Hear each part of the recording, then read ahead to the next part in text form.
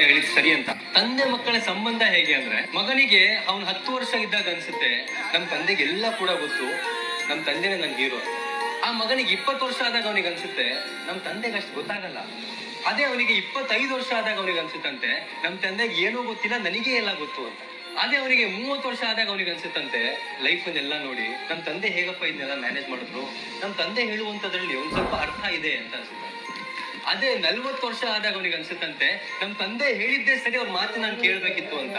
50 ವರ್ಷ ಆದಾಗ ಅನ್ಸುತ್ತಂತೆ ನಮ್ ತಂದೆ ಇರ್ಬೇಕಾಗಿತ್ತು, ಅವ್ರಿದ್ರೆ ಈ ಡಿಸಿಷನ್ ಮಾಡೋದಕ್ಕೆ ನನಗೆ ಹೆಲ್ಪ್ ಮಾಡ್ತಿದ್ರು ಅಂತ.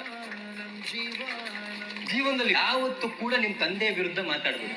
ಅವ್ರ ಮಾತು ನಿಮ್ಗೆ ಇಷ್ಟ ಆಗ್ತಿಲ್ವಾ, ಸೈಲೆಂಟ್ ಆಗಿ ಸೈಡಿಗೆ ಹೋಗ್ಬಿಡಿ. ಬಟ್ ಯಾವತ್ತೂ ಕೂಡ ನಿಮ್ ತಂದೆ ವಿರುದ್ಧ ಮಾತಾಡ್ಬೇಡಿ. ಬಿಕಾಸ್ ತಂದೆ ಅಂದ್ರು ಫಾದರ್ಸು ಯಾವತ್ತೂ ಕೂಡ ಅವ್ರ ಮಾತು ತಪ್ಪಿರೋದು. ನಮಗೆ ಜೀವನ ಅರ್ಥ ಆಗೋದಕ್ಕೆ ಟೈಮ್ ಬೇಕಾಗುತ್ತೆ, ಬಿಟ್ರೆ ನಮ್ಮ ತಂದೆ ಯಾವತ್ತೂ ಕೂಡ ಸರಿಯಾದಿಲ್ಲ ಹೇಳ್ತಾರೆ. ನಿಮಗೆ 50 ವರ್ಷ 40 ವರ್ಷ ಆದಾಗ ಗೊತ್ತಾಗುತ್ತೆ ನಮ್ ತಂದೆ ತಾಯಿ ಹೇಳಿದ್ ಸರಿ ಅಂತ. ತಂದೆ